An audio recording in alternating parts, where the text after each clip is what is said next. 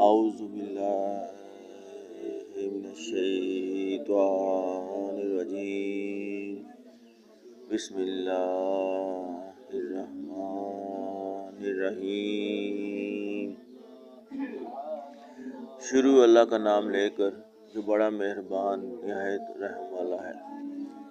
محمد مصطفیٰ صلی اللہ علیہ وآلہ وسلم ترش روح ہوئے اور منہ پھیر بیٹھے کہ ان کے پاس ایک نابینا آیا اور تم کو کیا خبر، شاید وہ پاکیزگی حاصل کرتا یا سوچتا تو سمجھانا اسے فائدہ دیتا۔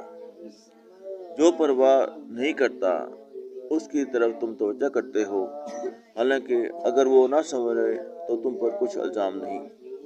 اور جو تمہارے پاس دوڑتا ہوا آیا اور اللہ سے ڈرتا ہے، اس سے تم بے رخی کرتے ہو۔ دیکھو یہ قرآن نصیحت ہے، بس جو چاہے اسے یاد رکھے۔ قابل ادب ورقوں میں لکھا ہوا جو بلند مقام پر رکھے ہوئے اور پاک ہے، ایسے لکھنے والوں کے ہاتھوں میں جو سردار اور نیکوکار ہے۔ انسان ہلاک ہو جائے کیسا ناشکرا ہے۔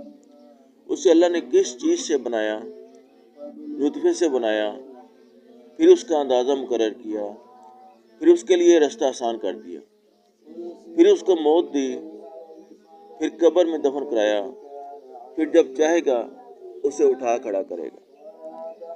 کچھ شک نہیں کہ اللہ نے اسے جو حکم دیا اس نے اس پر عمل نہ کیا۔ تو انسان کو چاہیے کہ اپنے کھانے کی طرف نظر کرے۔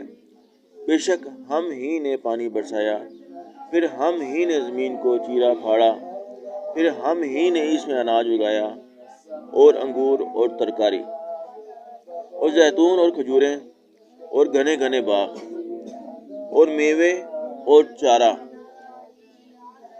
یہ سب کچھ تمہارے اور تمہارے چار پایوں کے لیے بنایا۔ تو جب قیامت کا غل مچے گا، اس دن آدمی اپنے بھائی سے دور بھاگے گا، اور اپنی ماں اور اپنے باپ سے، اور اپنی بیوی اور اپنے بیٹوں سے۔ ہر شخص اس روز ایک فکر میں ہوگا جو اسے مصروفیت کے لیے بس کرے گا۔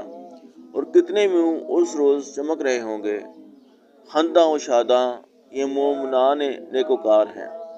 اور کتنے منہ ہوں گے جن پر گرد پڑ رہی ہوگی اور سیاہی چڑھ رہی ہوگی، یہ کفار بد کردار ہیں۔